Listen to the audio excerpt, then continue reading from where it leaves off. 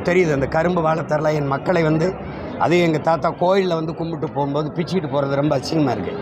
அவர் வாழ்நாள் முழுக்க இருந்த சொத்தில் கொடையாக கொடுத்து வாழ்ந்த ஒரு வள்ளல்.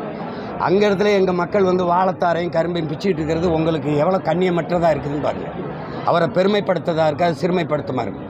இந்த வாழை மரம் கட்டி வரவேற்கிறது யாரை சொல்லுங்கள்? சாதாரண மனிதருக்கு ஒரு கோயிலுக்கு வரும்போது மனிதனுக்கு இதுக்கு இவ்வளோ வரவேற்பு. கொடி நீங்கள் வளைவுக்கு அங்கே கட்டிக்கிறீங்க, கோயிலுக்குள்ளே நீங்கள் கட்டக்கூடாதுங்கிறத என்னுடைய கோட்பாடு. இப்போ எல்லாருமே அங்கேயே நிறுத்திட்டாங்க. திமுக கொடி தான் இருக்குது. இந்த வாட்டி இந்த வாழை தாரோடு கட்டாமல் வெறும் வாழை மரத்தை கட்டியிருக்காங்க. எப்படியும் கட்டுவோங்கிறீங்க. அது இது குறைக்கணும், வருங்காலங்களில் குறைக்கணும். நீங்கள் இப்போ ஆற்றுல அழகரை இறங்கும்போது பல லட்சக்கணக்கான மக்கள் கூடும்போது நீங்கள் கட்சி கொடி கட்டுறீங்களா? இப்போ திருச்செந்தூரில் இப்போ நடந்தது, திருமணம் நடந்தது. அதில் திருக்கல்யாணத்தில் நீங்கள் கட்டினீங்களா? சூரசம்ஹாரத்துலாம். அப்போ அதெல்லாம் தொடர்ச்சியாக நீங்கள் ஒரு கட்சி மாநாடு கட்சி கூட்டம் போல் கொண்டு போகிறத நாங்கள் வெறுக்கிறோம். இதோட இந்த ஆண்டோட நிறுத்திக்கணும். அப்புறம்லாம் தேவையில்லாமல் நாங்கள் பிடுங்கி வீச அது தேவையற்ற கலவரங்களை உருவாக்கும். அதெல்லாம் ஆட்சியாளர்கள் செய்கிற அட்டுழியம். நீங்கள் நினச்சி பாருங்கள், இதெல்லாம் தேவையா? நீங்கள் கோயிலுக்குள்ளே இப்படி வர்றது நேர் எதிர்கொள்க. இப்போ என் தாத்தாவுக்கு தங்க கவசம் சாத்தினதை நான் வெறுக்கிறேன். அவர் இருந்தால் நீ சாத்திருப்பியா? வாழ்நாளில் நான் கூட சின்னதாக ஒரு மோதிரம் போட்டிருக்கேன். ஒரு பொட்டு தங்க அணியாத ஒரு மகான். அவர் சில்கு சிப்பா போட்டதை தூக்கி வச்சுட்டு கதருக்கு எளிய மகன். புரியுதா உங்களுக்கு? அப்படிப்பட்ட ஒரு எளிய மகனை நீங்கள் தங்கத்தை போட்டு அதை மூடி விதாது அவர் விரும்பினாரா? அவர் கேட்டாரா? நீங்கள் ஏன் அவரை வாக்கு வாங்குற ஒரு எந்திரமாக பயன்படுத்துறீங்க? வழிபடுகிற தெய்வமாக பாருங்கள். நீங்கள் எப்படி போற்றியலாம் தூற்றியலாம் நாங்கள் எப்படி எடுத்துக்கிறது? நீங்கள் இது கோயிலாக தான் வச்சுருக்கணும். நீங்கள் தேவையற்ற இது பண்ணீங்கன்னா அது கஷ்டம்.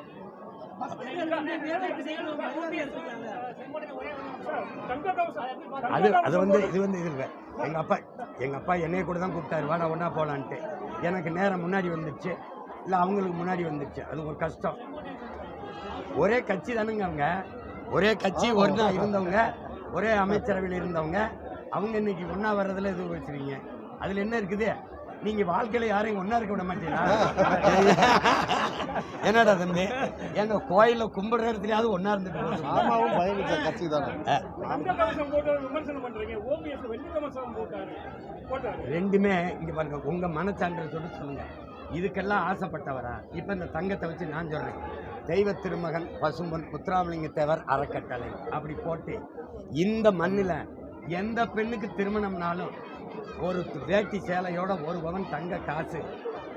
தாய்மாமன் சீர் வருதோ இல்லையாடா, தாத்தா சீர் வந்துடும்னு உருவானா அது கோனார்த்தி இருதோ, மரவரிதோ, தேவேந்தர் இருதோ, நாடாரிதோ, பறையறிதோ, எந்த சமூகமானாலும் பாகுபாடற்று வாழ்ந்த ஒரு மனித புனிதருடைய சீர் வந்துடும்னு உட்காந்து பண்ணினா அது நல்லது.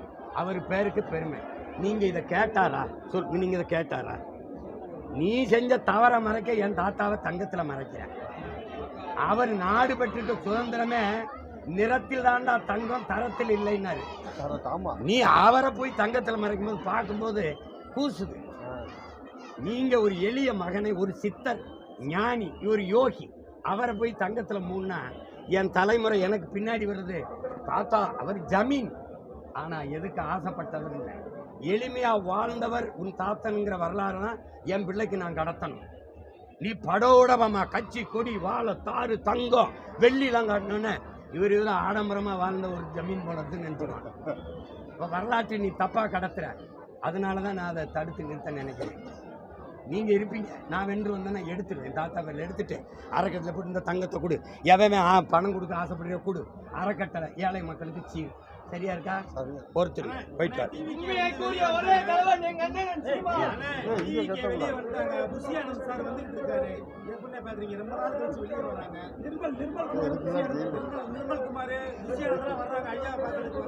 என்ன வெளியே வந்துட்டாங்கன்னா அரட்டும். தெய்வத்தை வழிபடுற உரிமை எல்லாருக்கும் உண்டு. வழிபடட்டும், வாழ்த்துவோம், வரவேற்போம்.